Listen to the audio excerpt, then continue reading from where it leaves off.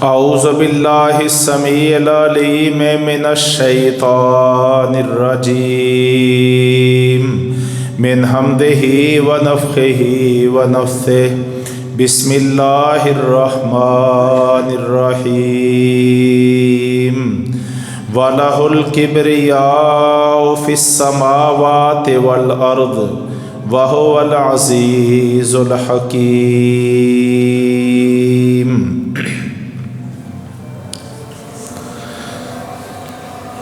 محترم بھائیو، آج ہمارے خطبہ جمعہ کا موضوع تکبر کے بارے میں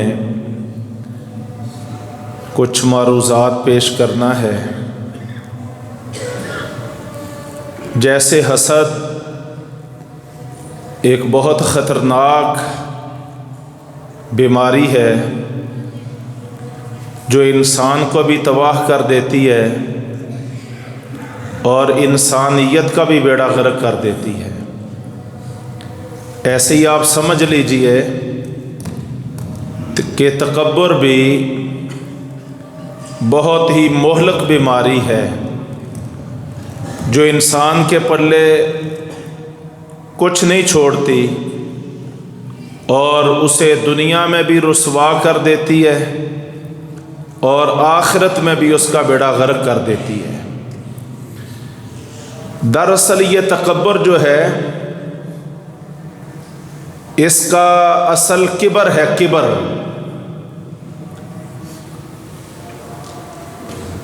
اسی سے اکبر ہے، اسی سے کبیر ہے اور اسی سے لفظ المتکبر جو خاص طور پہ اللہ رب العزت کی صفت ہے قرآن میں کہ بڑائی اور کبریائی، اس کی جتنی بھی شکلیں اور صورتیں ہیں وہ سب کی سب اللہ کی شان کے لائق ہیں۔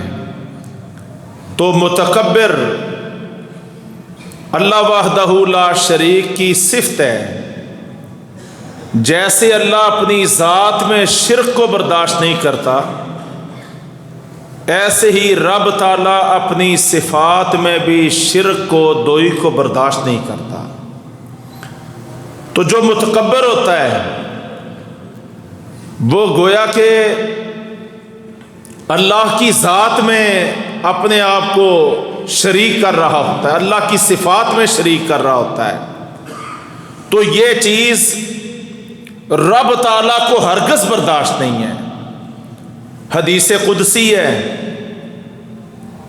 اللہ تبارک و تعالیٰ ارشاد فرماتے ہیں، فرمایا تکبر میری چادر ہے اور عظمت میرا ازار بند ہے، اور جو کوئی میری چادر کو یا میرے ازار کو مجھ سے چھیننے کی کوشش کرے گا میں اس کو اوندھا کر کے، الٹا کر کے جہنم میں پھینک دوں گا۔ تو اللہ تبارک و تعالی اپنی کبریائی میں، اپنی عظمت میں کسی کو شریک برداشت نہیں کرتا۔ ساری کی ساری کبریائی اور بڑائی یہ رب تعالیٰ کی ذات کے شایان شان ہے۔ اللہ فرماتے وَلَهُ الْكِبْرِيَاءُ فِي السَّمَاوَاتِ وَالْأَرْضِ، آسمانوں میں بھی اللہ کی کبریائی کے ڈنکے بجتے ہیں اور زمین میں بھی اللہ کی بڑائی کے ہی نقارے بجتے ہیں۔ وَهُوَ الْعَزِيزُ الْحَكِيمُ، وہ غالب بھی ہے اور حکمتوں والا بھی ہے۔ تو ہر طرح کی کبریائی اللہ جل شانہ کے شایان شان ہے، یہ ہمارا عقیدہ ہونا چاہیے۔ لیکن جو متکبر ہوتا ہے، نعمت اللہ کی ہوتی ہے، فضل اللہ کا ہوتا ہے اور وہ منسوب اپنی طرف کر لیتا ہے، اپنے آپ کو بڑا ماننا شروع ہو جاتا ہے، خود پسندی کی بیماری میں مبتلا ہو جاتا ہے، اور یہ بیماری جیسے گزشتہ خطبہ جمعہ میں ہم نے عرض کیا تھا کہ حسد سب سے پہلی اس کائنات کی بیماری تھی، اور پہلا مریض اس کائنات میں حسد کی بیماری سے دوچار ہونے والا وہ ابلیس شیطان تھا۔ ایسے ہی تکبر بھی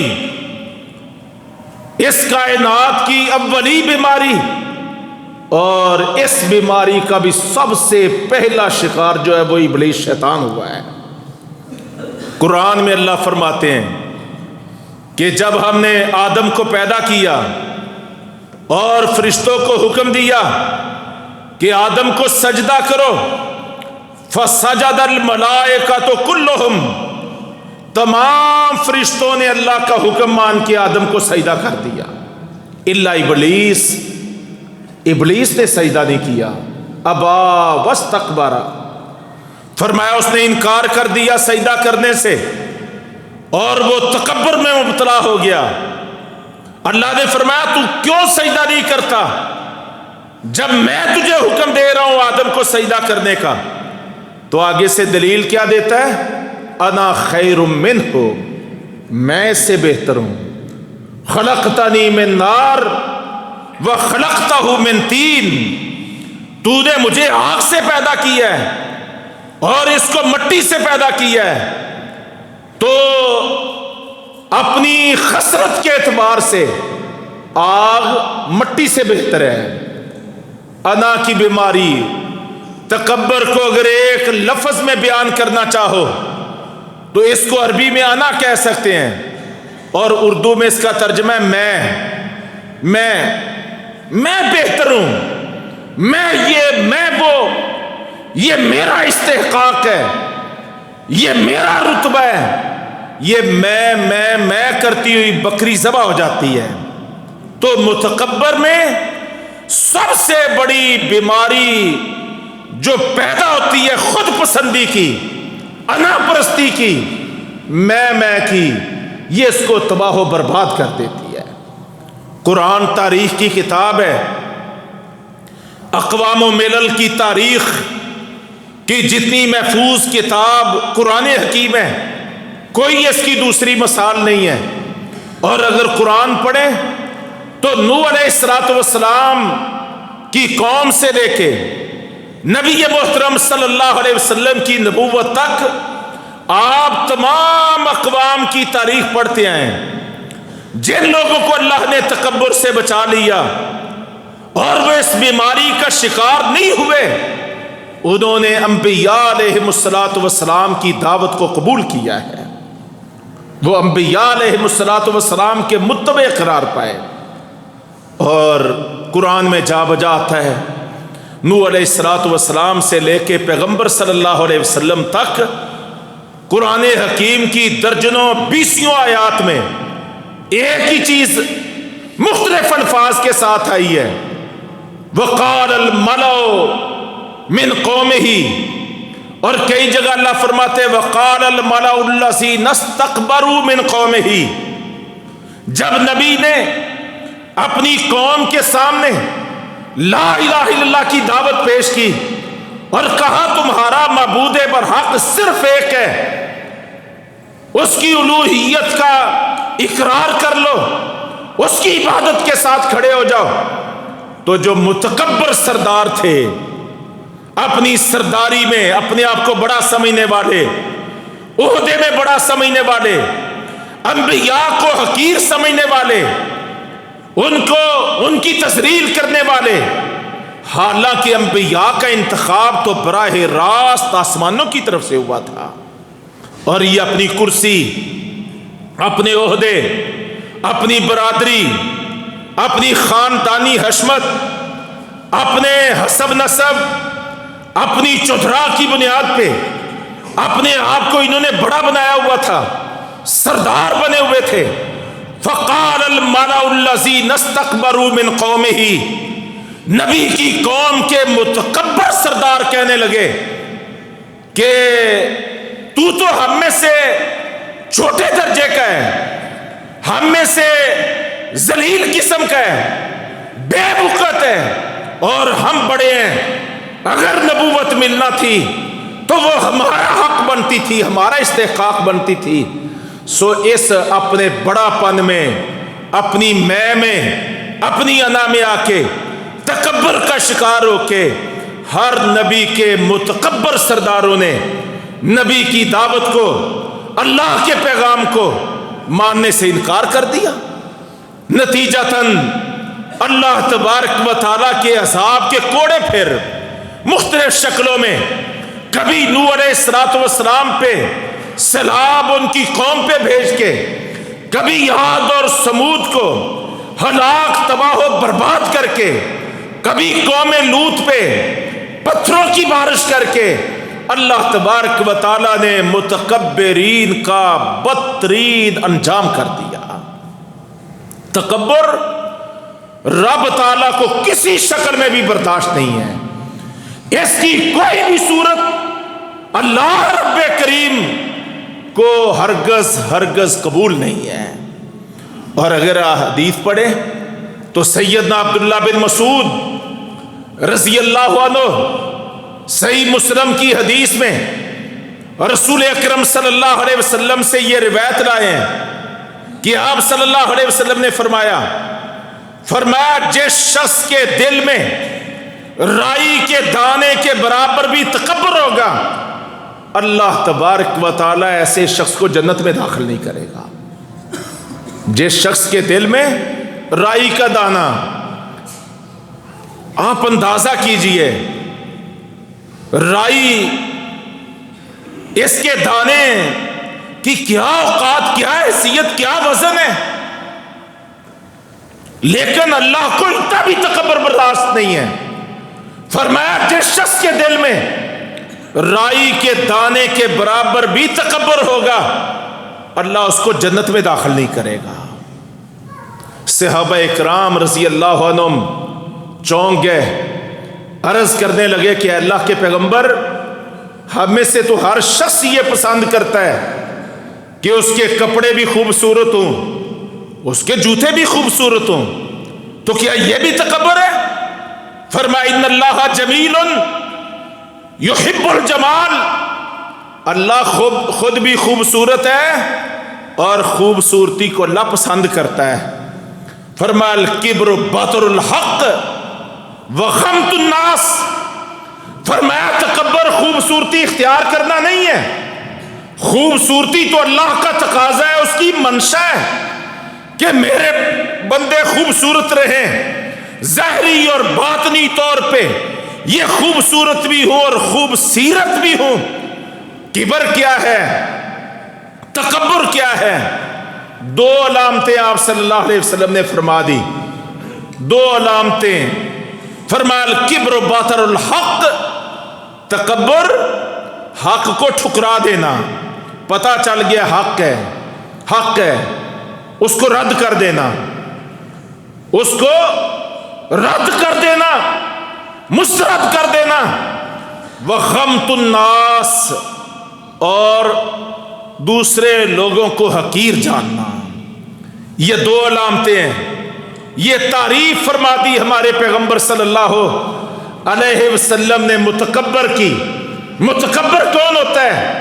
جو اپنی بڑائی کی بنیاد پہ اپنے فلسفے جھاڑتا ہے، اپنے راہ عمل اختیار کرتا ہے، اپنی سوچ کو ترجیح دیتا ہے، اور وہ حق جو اللہ کی طرف سے محمد کریم صلی اللہ علیہ وسلم پر نازل ہوا، اس حق کو ٹھکرا دیتا ہے، اور وہ حق کی شکل میں، وحی کی شکل میں، وَهُوَ الْحَقُّ مِن رَبِّهِمْ، جو نبی کریم صلی اللہ علیہ وسلم پہ نازل کیا گیا وحی کی شکل میں، وہ حق ہے تمہارے رب کی طرف سے، اس حق کو ٹھکرا دیتا ہے۔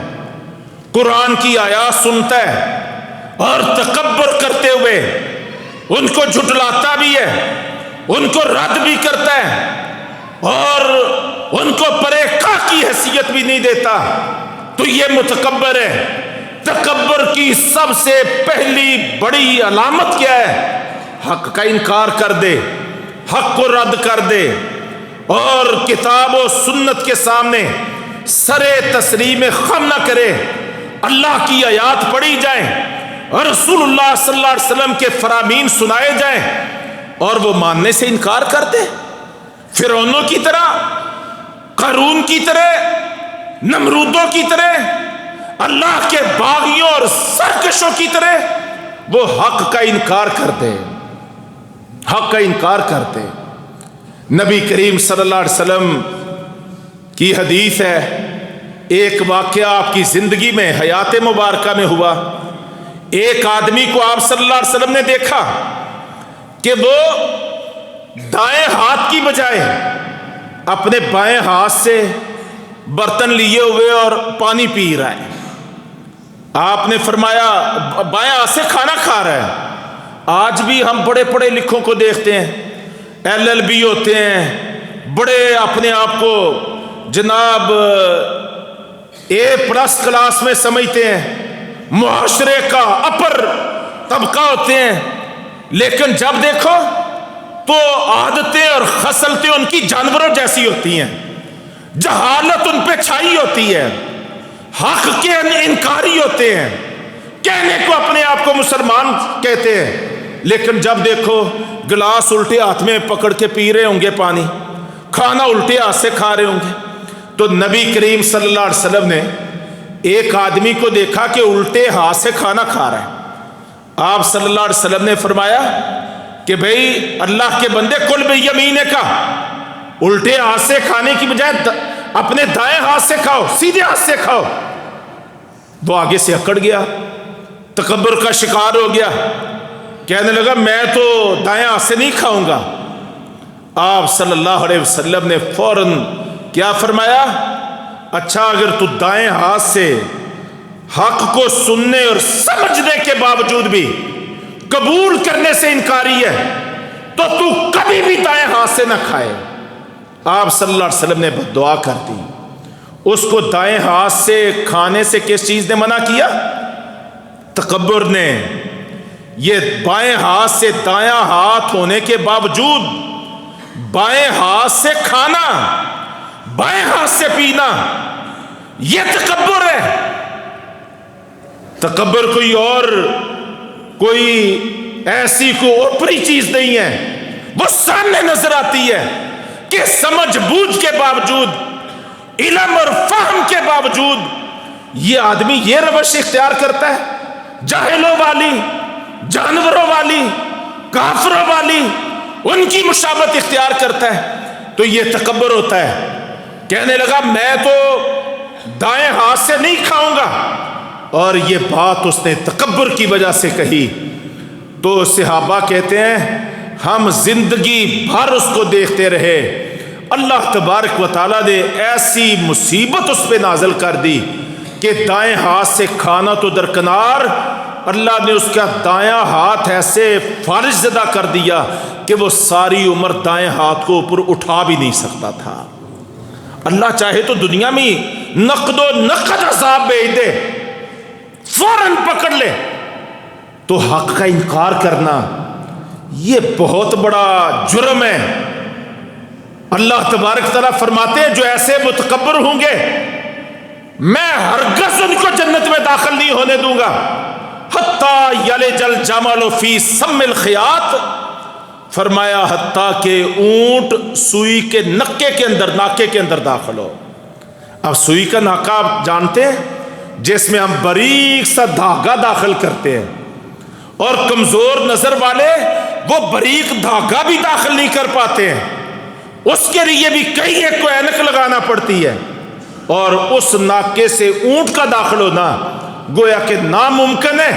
تو اس کا معنی کیا ہے کہ متکبرین کا انجام ہمیشہ کے لیے جہنم ہے، اور وہ کبھی بھی اللہ کی جنت میں داخل نہیں ہو پائیں گے۔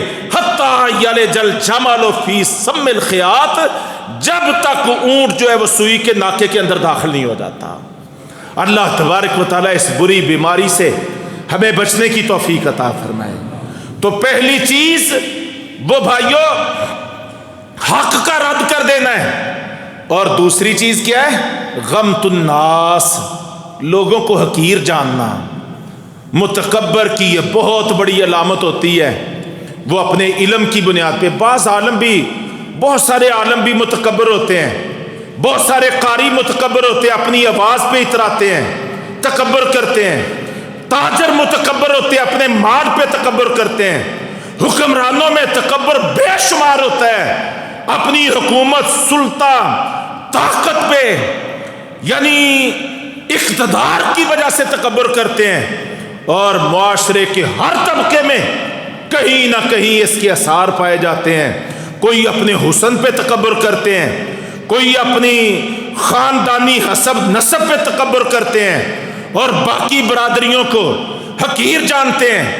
اپنی برادری، اپنا خاندان، اپنا حسب نسب، شہزادگیوں کی زندگیاں گزارنے والے وہ باقیوں کو کیڑے مکوڑے سمجھتے ہیں۔ یہ بھی بدترین تکبر کی علامت ہوتی ہے۔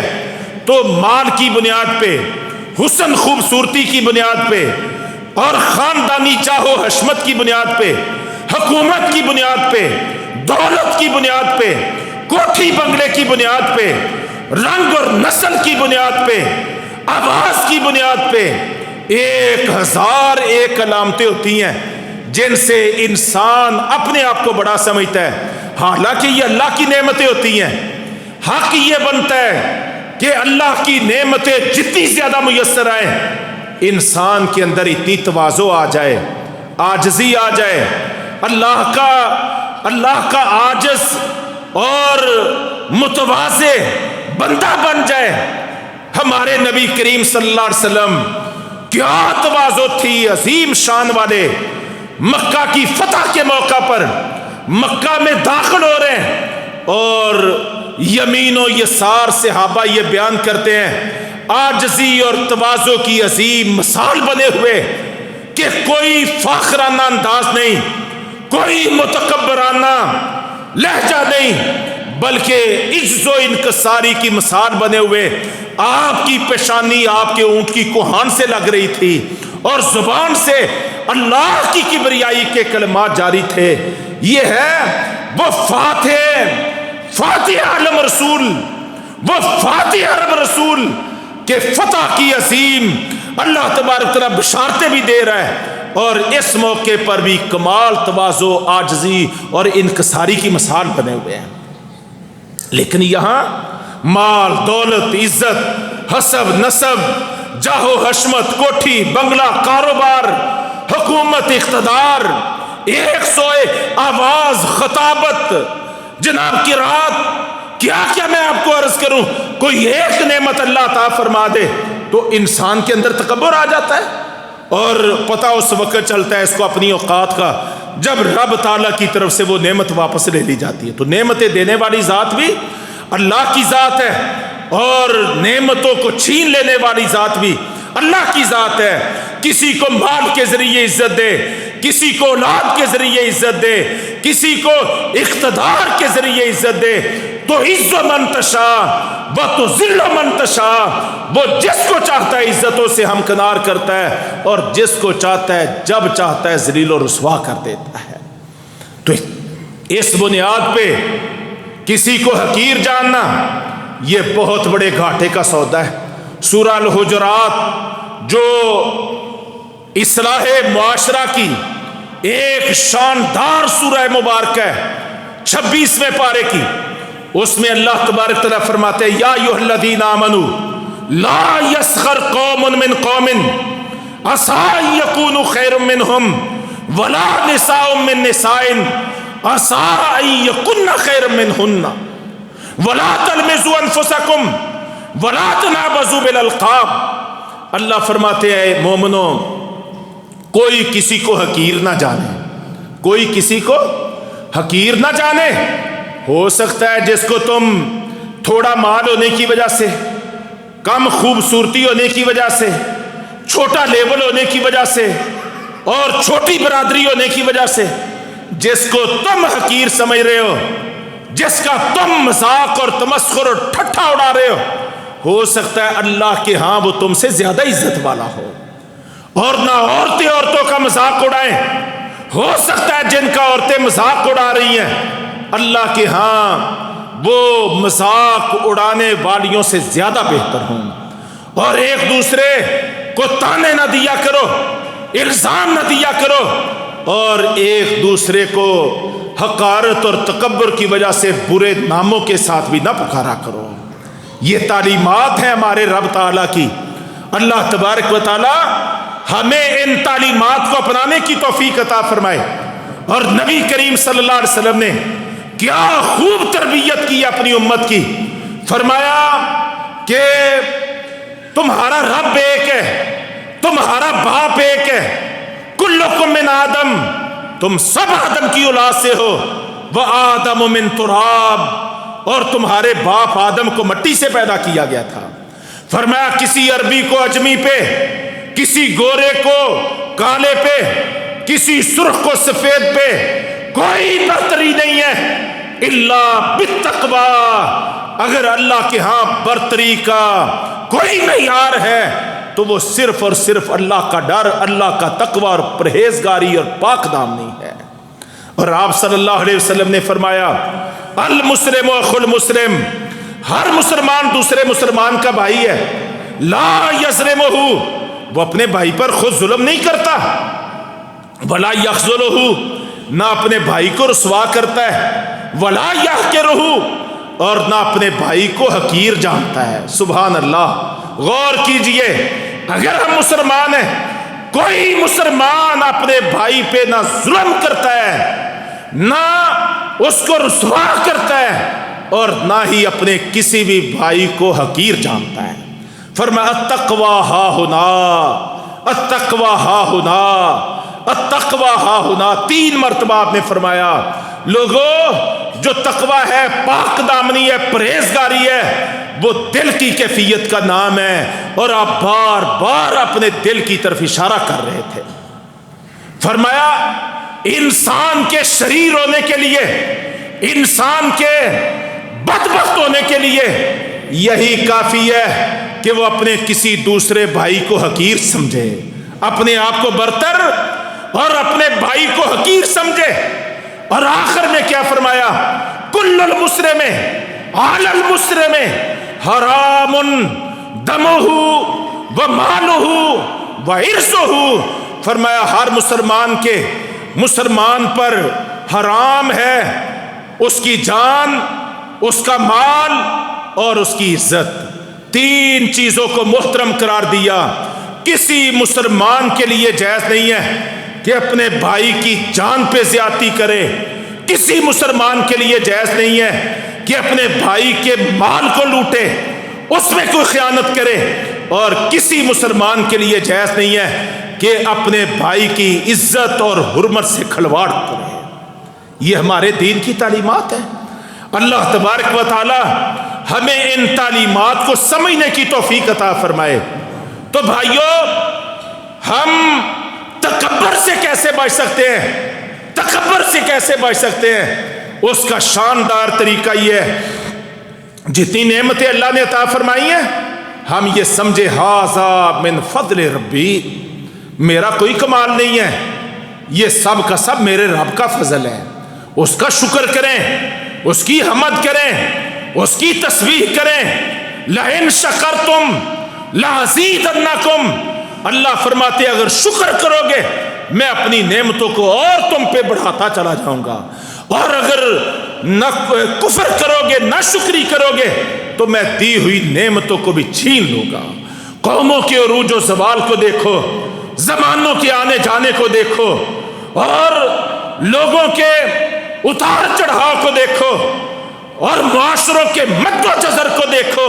اللہ جب چاہتا ہے قوموں کو عزت عطا فرماتا ہے، اور جب چاہتا ہے ان کو ذلیل و رسوا کر کے گہری کھائیوں میں پھینک دیتا ہے، ان کو بے نام و نشان کر دیتا ہے۔ تو اللہ کی تعریف، اللہ کی حمد، اس کا شکر، اس کی نعمتوں کے گن گانا، اسی کے ترانے گانا، اسی کے نغمے گانا، اور اپنے آپ کو متواضع رکھنا، انکساری اپنی عادت بنانا، چھوٹے لوگوں کے ساتھ بیٹھنا، ان کے حلقے میں اپنے آپ کو رکھنا، اور اپنے سے جن کو کم تر سمجھتا ہے ان سے محبت کرنا، ان کے ساتھ بیٹھ کے کھانا، ان کے ساتھ پیار کرنا، ان کی محفلوں کو اٹینڈ کرنا، اور ساتھ ساتھ جو ہے ان پہ احسان بھی کرنا، ان سے نیکیاں کرنا، ان کو سینے سے لگانا۔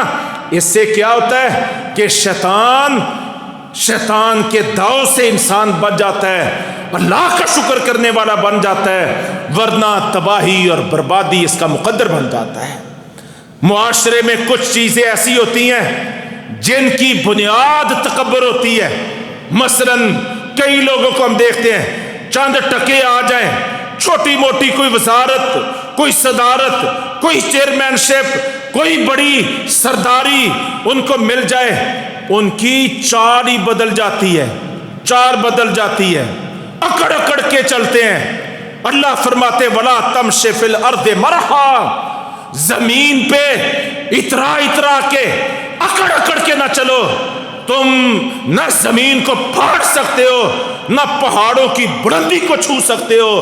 تمہارا قد اتنا اونچا نہیں ہے کہ تم ہمارے پہاڑوں کے برابر چلے جاؤ، اور تمہاری طاقت اتنی نہیں ہے کہ تم زمین کو پھاڑ سکو۔ تم ہو تو 4 5 6 فٹ کا وجود، حقیر وجود، ایک جھٹکے کی مارو، پھر اکڑ اکڑ کے کیوں چلتے ہو؟ اکڑ کے چلنا یہ بھی تکبر کی علامت ہوتی ہے، تکبر کی علامت ہوتی ہے۔ وَعِبَادُ الرَّحْمَنِ الَّذِينَ يَمْشُونَ عَلَى الْأَرْضِ هَوْنًا، اللہ فرماتے ہیں جو رحمان کے بندے ہوتے ہیں وہ زمین پہ بہت آہستہ آہستہ نرمی کے ساتھ وہ چلتے ہیں، ان کی چال میں کوئی اکڑ پن نہیں ہوتا۔ اللہ رب العزت ہمیں یہ اکڑ والی چال سے بچنے کی توفیق عطا فرمائے۔ تو اکڑ والی چال چلنا، لوگوں میں اپنے آپ کو بڑا ثابت کرنے کے لیے، یہ تکبر ہے۔ اور دوسرا تکبر کیا ہے؟ تکبر کی دوسری شکل وہ جو ہمارے پیغمبر صلی اللہ علیہ وسلم نے فرمائی ہے، فرمایا کہ جس آدمی نے اپنے ازار کو، وہ چادر ہے، شلوار ہے، پینٹ ہے، پجامہ ہے، اس کو ٹخنوں سے نیچے رکھا، ٹخنوں سے نیچے لٹکایا، تو اللہ تبارک و تعالی اس کو جہنم کی آگ کے سپرد کرے گا، جہنم کی آگ میں پھینکے گا۔ بلکہ ایک روایت میں فرمایا کہ رب تعالیٰ اس کی طرف قیامت والے دن نظر رحمت سے دیکھے گا بھی نہیں۔ اور ایک روایت میں فرمایا ما اسفل من القعبین ففی النار، فرمایا جو کپڑا دونوں ٹخنوں سے نیچے چلا گیا تو جسم کا یہ حصہ آگ میں رہے گا۔ اللہ اکبر۔ اللہ تبارک و تعالی ہمیں محفوظ رکھے۔ آج ہم کسی بھائی سے بات کریں کہ بھائی جان یہ تو بہت بڑا جرم ہے، بہت بڑا گناہ ہے۔ ٹھیک ہے، اللہ تبارک تعالیٰ نے آپ کو اسباب مال عطا فرما دیا، اچھا لباس عطا فرما دیا، لیکن رب تعالیٰ نے، اس کے پیغمبر نے مرد کی شان یہ رکھی ہے کہ اس کا اظہار، اس کا تہ بند ٹخنوں سے اونچا رہے، تو آپ اس کا اہتمام کریں۔ تو جو کچھ اچھے لوگ ہوتے ہیں وہ ساری برائی کو، ساری غلطی کو درزی کی طرف منسوب کر دیتے ہیں۔ اس نے جناب لمبا سلائی کر دیا ہے، میرا کیا گناہ ہے؟ تو یہ غلط بات ہے بھائی، بہت غلط بات ہے۔ دھوکہ، اپنے آپ کو بھی ہم دھوکہ دیتے ہیں اور نصیحت کرنے والوں کو بھی دھوکہ دیتے ہیں، تو بچنا چاہیے۔ متکبر ہوتا ہے وہ شخص جو اپنے اظہار کو ٹخنوں سے نیچے رکھتا ہے۔ نبی کریم صلی اللہ علیہ وسلم نے فرمایا واللہ یہ واقعہ اگر ہمارے ذہنوں پہ اثر کر جائے، ہم اپنے ماحول کو پاک اور صاف کرنے والے بن جائیں۔ نوجوان بیٹھے ہیں، میں نوجوانوں کو نصیحت کرتا ہوں، یہ واقعہ جو میں عرض کرنے لگا ہوں اس کو خوب کان کھول کے سن لو، اور اپنی زندگیوں میں اس بری حرکت سے ہم سب نے اپنے آپ کو بچانا ہے۔ نبی اکرم صلی اللہ علیہ وسلم فرماتے ہیں ایک آدمی ایک راستے پہ چلا جا رہا تھا، بڑا فاخرانہ لباس پہنے ہوئے اور ازار کو ٹخنوں سے نیچے لٹکائے ہوئے اور اکڑ اکڑ کے تکبر کی چال چل رہا تھا۔ جناب متکبرانہ لباس بھی پہنے ہوئے اور اظہار کو چادر، شلوار، پینٹ یا جناب اپنی شلوار کو ٹخنوں سے نیچے کیے ہوئے۔ تو نبی کریم صلی اللہ علیہ وسلم فرماتے ہیں اللہ تبارک و تعالیٰ کو غضب آ گیا، اللہ نے زمین کو پھاڑ دیا اور اس کو زمین کے اندر دھنسا دیا اور فرمایا اب یہ جب تک قیامت قائم نہیں ہوتی اس وقت تک مسلسل زمین میں دھنستا چلا جائے گا، مسلسل گہرائی میں جاتا چلا جائے گا۔ جرم کیا ہے؟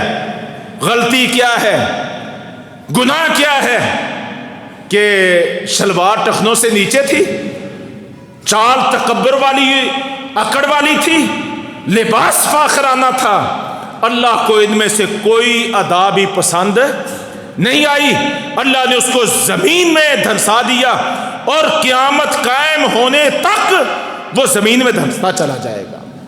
اللہ ہمیں اس بد خصلت سے بچنے کی توفیق عطا فرمائے۔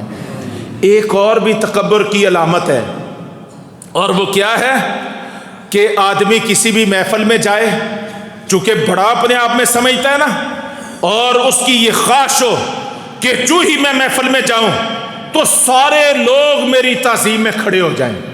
یہ بیماری بہت عام ہے اور مسلسل عام ہو رہی ہے، اور اس کے چشمے، اس کے سوتے ہماری تعلیم گاہوں میں پھوٹتے ہیں۔